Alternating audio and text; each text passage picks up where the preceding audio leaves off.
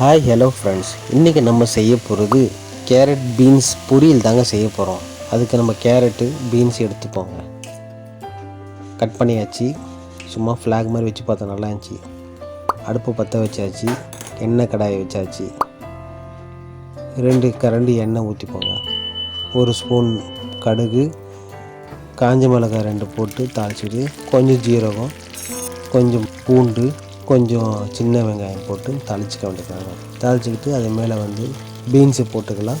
கேரட்டையும் போட்டு நல்லா அது தண்ணி ஊற அளவுக்கு நம்ம பெரட்டி விட்டுட்டு, கொஞ்சம் மஞ்சத்தூள், 2 கரண்டி மிளகாத்தூள், தேவையான உப்பு போட்டு நல்லா கலக்கிக்கணும். அது வேவறதுக்கு கொஞ்சம் மூடி போட்டு தம்மில் போட்டு, அதுக்கப்புறம் தேங்காய் துருவி வச்ச தேங்காவை தூக்கி போட்டு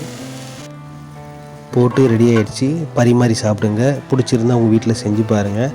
இதை உங்கள் ஃப்ரெண்ட்ஸ் அண்ட் ஃபேமிலிக்கு ஷேர் பண்ணுங்கள், லைக் பண்ணுங்கள். இது போல் டேஸ்டி ரெசிபி வேணும்னா நம்ம சேனலை சப்ஸ்கிரைப் பண்ணுங்கள்.